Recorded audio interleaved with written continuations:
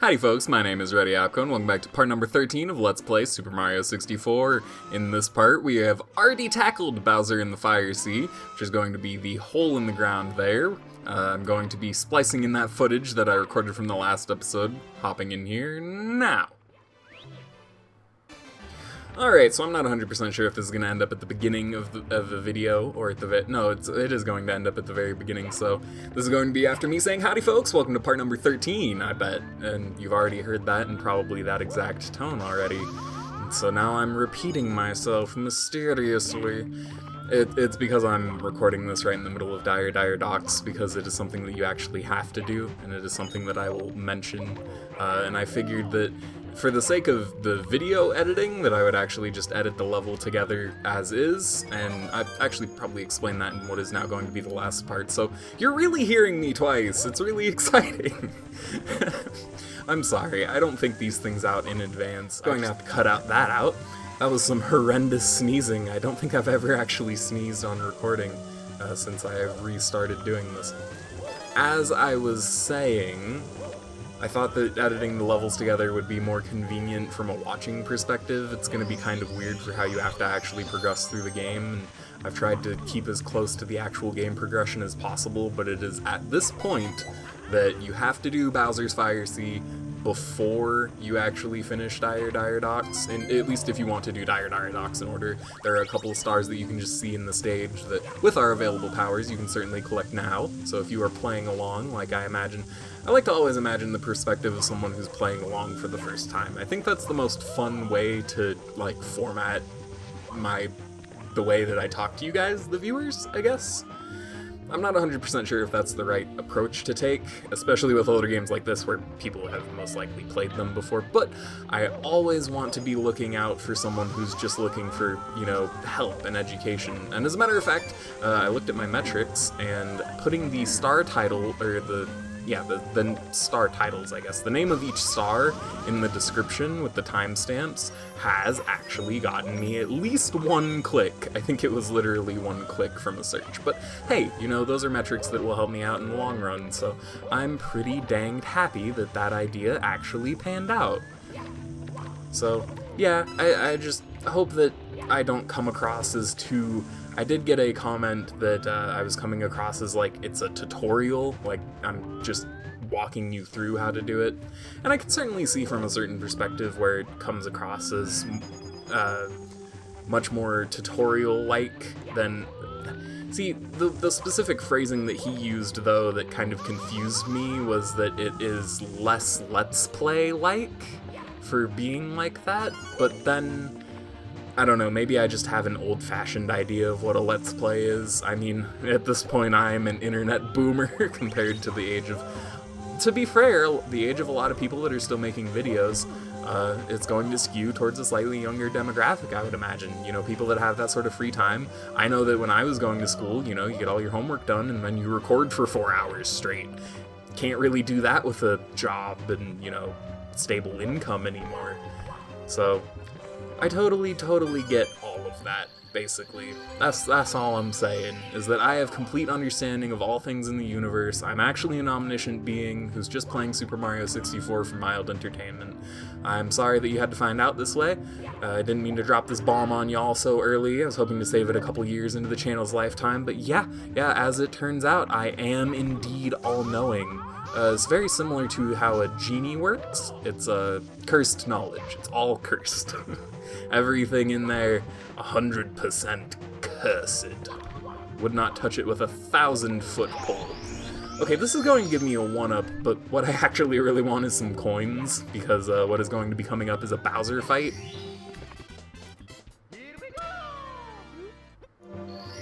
Yeah, this is going to be really sketchy if I try going in here with but 2 health points. As a matter of fact, if I'm remembering... Ooh, climb. Oh, almost got roasted in the lava by my buttocks there. There is a recovery heart just right here. Use this to max out our health before we go taking on any turtley foes.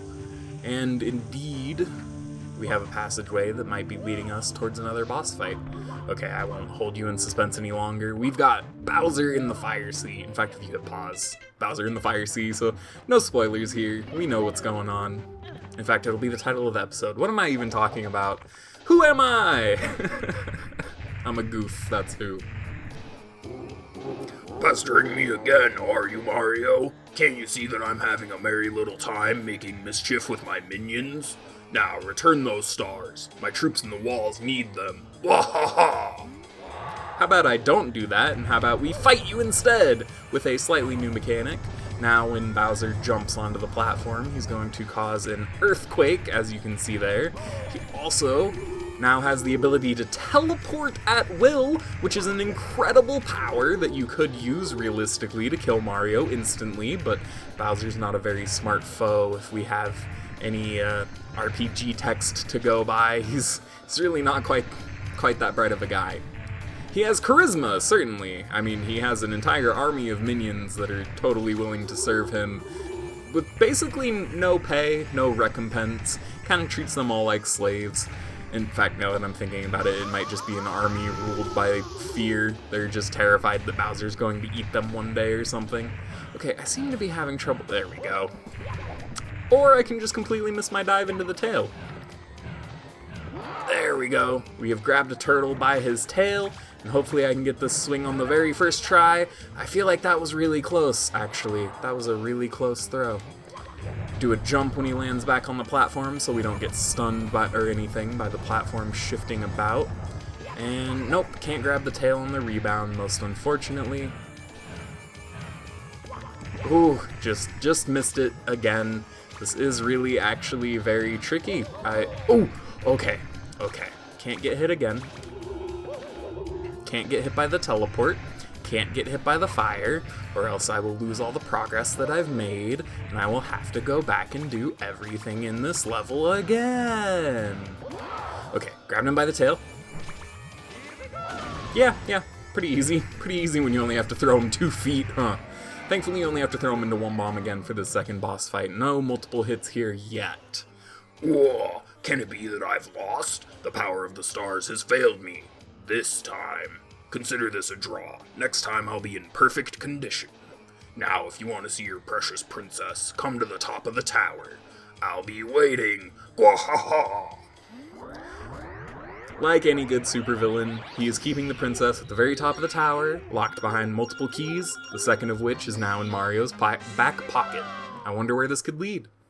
Alrighty, now that we're all done with Bowser in the Fire Sea, we can move on to a couple of the castle's secret stars. Apologies if the star totals don't entirely match up, but I figured this would be easier to follow from a guide perspective, keep everything as ordered as possible, even if you might want to do things in a slightly different order. But you know, you can always do things in the order that you want to. That's the power that you as the player have, and I always recommend, as good as a Let's Play can be for getting some of a game, almost every game is better experienced playing it by yourself, and I hope you take the time to do so with this game, because it really is an enjoyable experience, even going through it today. So, getting some of the Castle Secret Stars is going to, of course, involve talking to Toad. Oh, I should totally have read his text and what he said, instead of just taking the Power Star like an incredibly greedy person. See if he'll even talk to me anymore. Come on, Toad. No, he is a ghost until I collect that. Look at that, he's completely transparent until I grab the star. Or maybe he's completely transparent even after I've grabbed the star and he's turned into a ghost forever? The power of the stars have turned the toads into ghosts! Alright, looks like we're going to have to get Luigi on this. Where's the Poltergust 3000? I do not want to particularly deal with this at the moment. This is the wrong door. That's how much I don't want to deal with it. I'm going through the wrong door. I've never done something so terrible in this game before as go through the wrong door like that. How could I do that? Simply put, the Toad turning into a ghost terrified me to my soul. Thankfully, I have a fancy automatic door to raise my spirits back up and hopefully turn him back from a spirit. Okay, I'm gonna stop with that. I will actually read this text. There's something strange about that clock. As you jump inside, watch the position of the big hand. Oh, look what I found. Here, Mario, catch. And that's gonna be star number 3 from a Toad. Oh! I am now realizing that I've done things a little bit out of order, so we're going to be walking and talking back all the way to the basement. Can't believe that I've made such a silly mistake.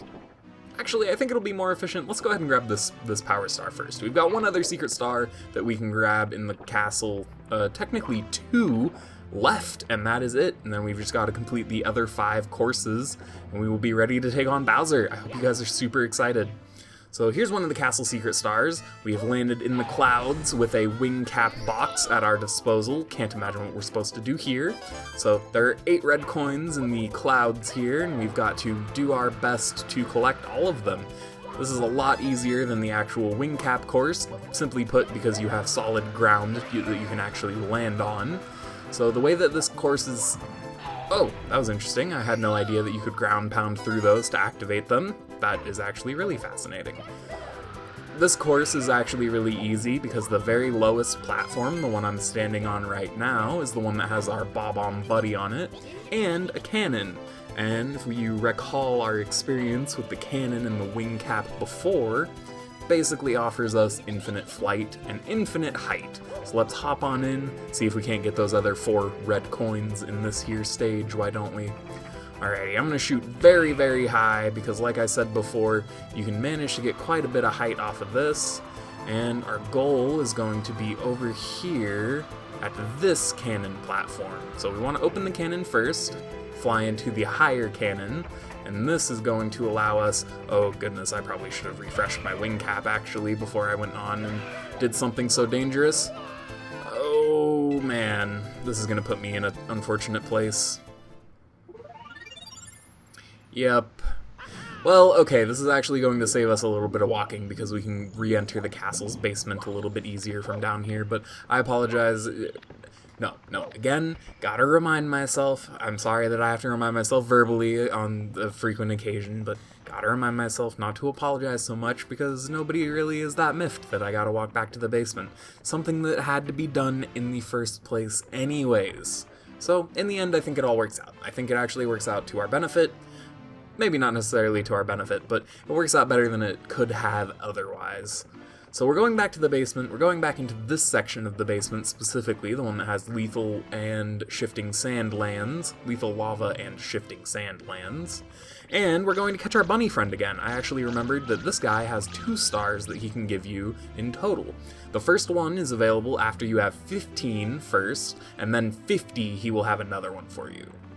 Ah, almost managed to grab him on the return, but unfortunately he just zoomed past me, just like a bunny would, you know? Alright, gotta try to catch up to him, catch him on a corner, and perfect.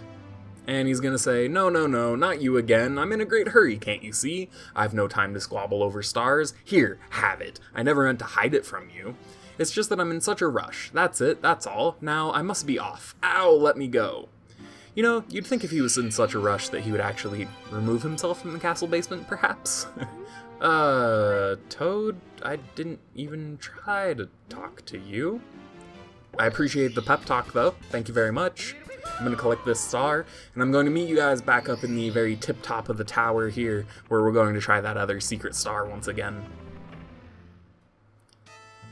Alrighty, this star is actually proving to be a lot more tricky than I remember it being, and I won't play up the bit like I haven't already looked at the start screen this time and have to look again. For some reason I thought that that would be funny, that I would have to look at the start screen and be like, hey, what's the name of the level? Okay, wow, I'm really controlling Mario very poorly, or maybe very well, I'm not 100% sure. That was a very close ground pound. That could have been certain disaster. Okay, let's not try to long jump to this platform like we did before, because that will also end in near certain death. Well, it's actually not death, it's a fate a little bit kinder than losing a life, although I was talking about it in my previous attempt. I would much rather lose the life and be kicked out of the stage, because at least when you get kicked out of a stage like that, all you have to do is jump back in and try again. But when you get kicked out to the castle courtyard, as you saw when I failed this the first time, you have to walk all the way back up the tower. And it's really unpleasant to have to do that every single time you fail. And it is a tricky star, you know? It's not the easiest deal out here. You've got to collect all 8 red coins without falling a single time. Should you fall, it is all over. I'm making it sound a little little bit more dramatic than it is. Okay, let's try to get to the top of that cloud in a bit more of a convenient fashion. I think that was actually coin number 6 and 7. Oh no. Oh no. That was only coin number 5. Thankfully, coin number 6 is within sight. I can hopefully fly over here. Okay, rainbow. We're good. We're good. You can use the rainbows as a little bit of a guide so that you can land where you'd like to. And then I think I can gain enough height to get to the cannon platform from here. Nope, nope, nope. Gotta return to the lower one. Gotta return to the lower one. Don't try to do any tricky maneuvers, because that is how you end up falling off of the stage again. Nobody wants to see you retry it for the 18th time, because it's more entertaining when you get it on the first take, although that's actually not always necessarily the case. There have been many occasions, actually, where the second or third attempt have ended up being more entertaining commentary-wise, just the same. But, on the other hand, there have been occasions where that second or third attempt is the result of cutting out a bunch of commentary from the failed attempts. I think that if I do another project that is a Mario level-based game like this, or really any level-based game in which I can die and the progress is reset like that, try to keep that in as much as possible. I feel like certain people would find that more entertaining than the more, I guess you could say, sterile format of just showing each star as is. All of that said, though, that's actually going to be our final castle secret star that we have collected. And that was a really weird jumping out of the thing animation. Mario kind of hit his head on the brick and mortar above that. And then since I know this is going to be a relatively short episode, actually the Fire Sea's pretty long, it might not be that short, but it's going to end up being fairly short, so I'm going to line us up in front of the very next level that we're going to be taking on. I think it's through this door. Nope, I took a wrong turn. It's going to be a door on the direct opposite of the room. Yes, yes, we've got one right here. We've got a mysterious mirror room, and that's how you can see that the Lakitu is actually like a physical camera that follows you throughout the world, and it's actually really cool to be able to see that once again contextualized within the game world. Looks like we've got some copies of the paintings from before.